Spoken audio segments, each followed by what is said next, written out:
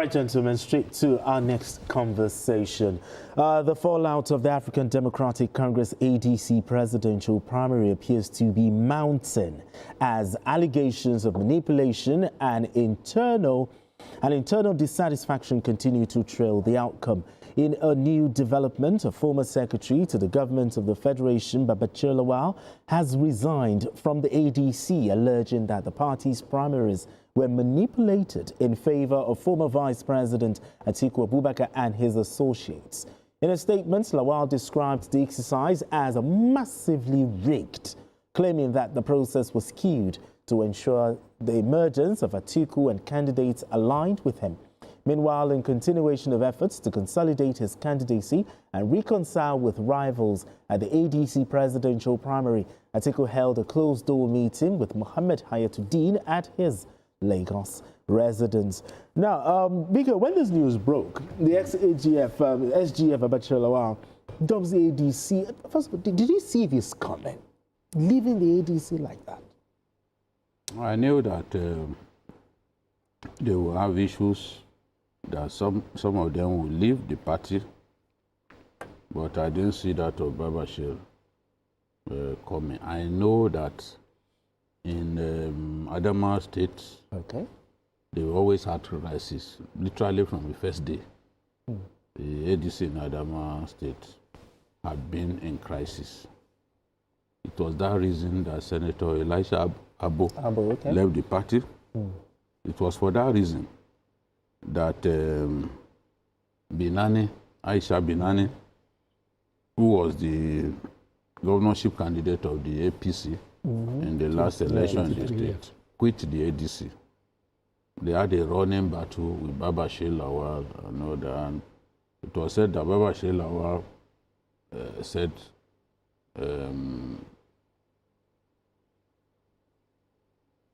that the party could not bring somebody so young like Nafiu Balagunde to be his national vice chairman Northwest, Northeast. So they had all kinds of crises. Babachir David Lawal never got along with Aisha Binani. Binani had to leave. Binani is now in the ADC. I think she's the governorship candidate of the NDC now. NDC, okay. NDC. So, frankly, I don't know where next Babachir is going. The first story that people that we saw indicated I was going to join the APC. But it was false. I had to call our people to disregard the story because he never mentioned the fact that he never mentioned that he was going to APC. What he said was that he was going to wait, take some time off politics. But his message is clear. He said he won't be part of the former vice president's rigging machine in the 2027 presidential election. He described Atiku as incompetent and a tribal and religious bigot who shouldn't come close to the presidential office. Strong words. He also said the primaries were compromised at all levels to achieve a predetermined outcome. Yes. And that Nigeria's leadership choices should be based on competence and national interest rather than sentiment or loyalty.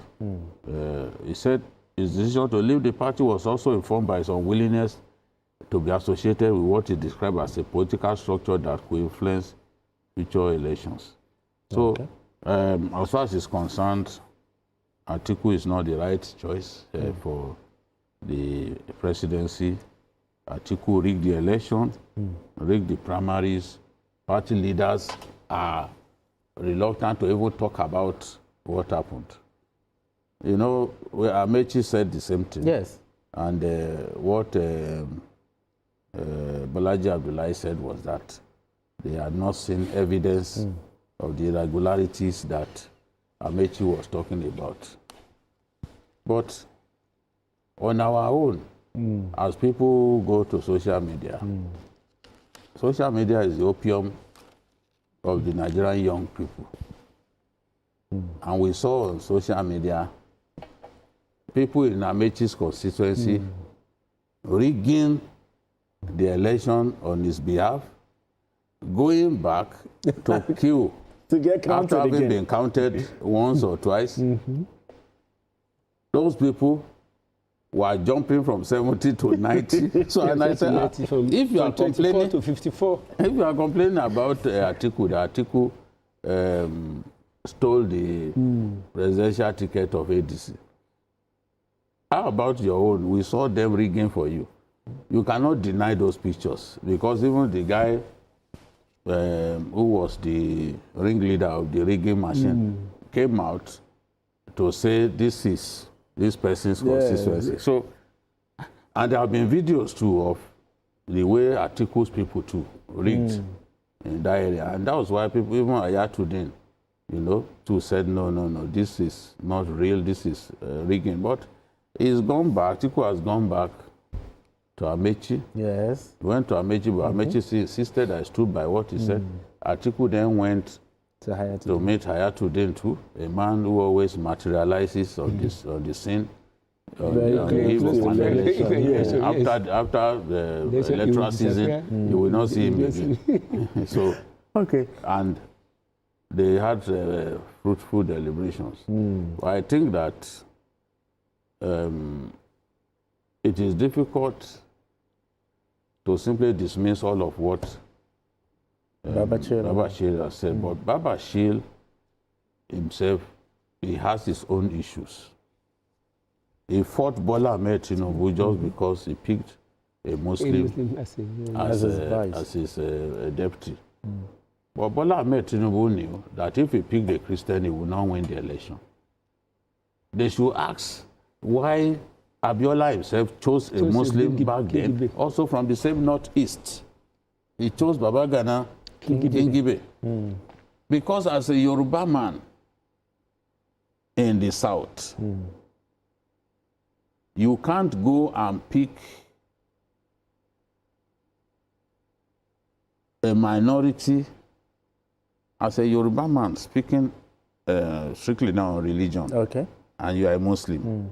You are a minority on the basis of your religion in the south. Yes. You can't now go to the north again and pick another minority, religious minority from the north. So that's the calculation. And we predicted I would pick a Muslim because I saw it coming back then.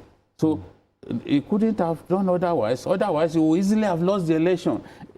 Politics is not all about emotions. Sometimes people have to use their common sense. It's about strategy. But he and Elisha Abo fought Bola Ahmed Tinubu. They refused to work for him. He even went to Labour Party. Maybe he will end up in Labour now.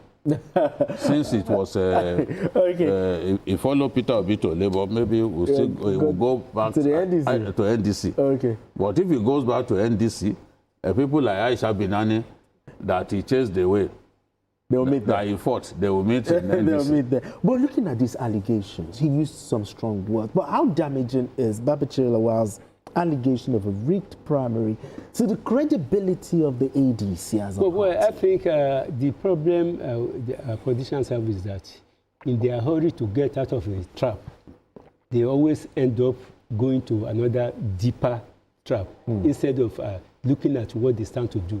The way they formed the ADC, the way they entered into the ADC that has been formed as the comatose for some time, it was because they practically destroyed the PDP. And unfortunately, the moment Atiku Abubakar surrendered his former campaign office, you may say it is trivial, but it is important.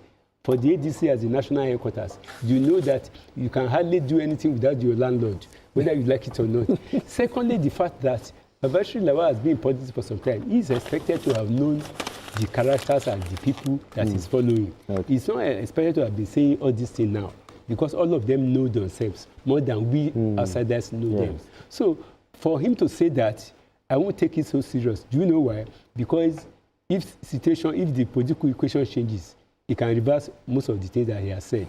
Because all these politicians, the difference between them is between 6 and half a dozen. So I think Nigeria we are going to be experiencing a lot of things between now and October. Now, him dumping the party, do you think it will affect Atiku Abubakar? Well, I don't, you know, a lot of them are from the northeast. Kashim Shettima is from the northeast.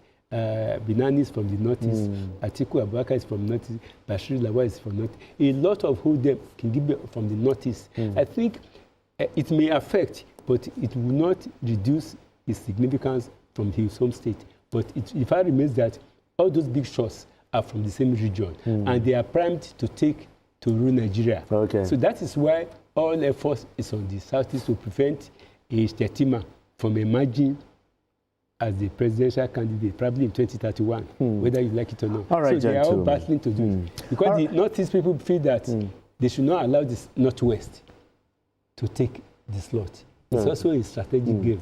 Privately with Hayatuddin. And remember, he also met privately with Rotimi Amicha. Does this suggest that Atiku recognizes the seriousness of division within the party? Well, I think besides those two people, who else is in ADC that Atiku will have gone to pacify? All those people who have been strong contenders with him has either been pushed out or run away from the ADC. So the field is empty for Atiku. Yes, as a leader, he will prefer to do that. But as far as I'm concerned, except Amishi with some semblance of relevance in the South politics, Hayatuddin is a seasonal politician. He will just come out 6 months to election, appear again, and disappear again. Doesn't have electoral value. No, electoral value is not something that should be of a threat to Atiku per se. But as a leader, he will want to appear as if he's trying to pacify, to build a united house. But as far as I'm concerned, those who can give Atiku serious run for his money, they have left the party. Do you think Atiku should also reach out to Babachir Lawal, because of this matter? Well, if it has not gone past that level, but the kind of statement that Babachir Lawal... The insults. The insults they made. Calling him Kachala. The name called Kachala. Yes, I'm really... Calling him Kachala and... too much. Correlating him in a way with Bello Tuji. That is not fit by saying that, Bello Tuji and his people, they call their leaders Kachala. That means you are saying that it's not far from those people. That's too disrespectful. It's too derogatory for him. Babachir Lawal has a short fuse, no doubt about it. But I think it was too disrespectful to referring to Abubakar Atiku in such a derogatory manner. Politics is a leveler, but I think there should be limits to this thing. The insult was too much. I know that Atiku Abubakar too has some of his boys who issue press statements abusing people. Okay. I know, but I still think that Babachir Lawal was he was banged out of order in the way he spoke about the vice president. They will have their differences, but he shouldn't insult him in the way that he did. He shouldn't. I don't think it's necessary. Another thing, do you expect other big names to dump the ADC over this allegation of controversial if they are direct stakeholders, like if they have contested any of the primaries and they lost, yes, they could do that. But for the presidency in the ADC today, there is no other person that can be a threat or that can leave that party because of Atiku. Because if they are foresighted, they will have seen it coming, that party can hardly do without an Atiku emerging as the presidential candidate. I mean, he alleged that the whole thing was just skewed towards a particular candidate. But they will have seen that before the primary. But we've been saying it. They have been saying it now. They should have seen that before. We said it that even Peter Obi cannot win the... He cannot win the election. Nobody can defeat Atiku in that place. In a primary election, because literally that party was set up for him. For him. He wants to have a final shot at the presidency. And that is a party that was designed for him to help him realize his goal. He thinks that he can win the presidency, and this is his last chance. As an 80-year-old, 81 year, he cannot contest again. This is his last chance, so he will give it his best shot. He will give it his best shot. Okay. I think it's a fine place for us to leave it. Tunde Abata. It's a pleasure. Thank you so much for doing this with us. BKO. Yeah. Appreciate you as always. And that's it on Journalist Hangout today. Join us tomorrow for another episode of the program. You can watch the repeat broadcast of this episode tonight at 11. Join us on Sunday from 1:30 to 3:30 p.m. for Journalist Hangout on Sunday. We are on YouTube at youtube.com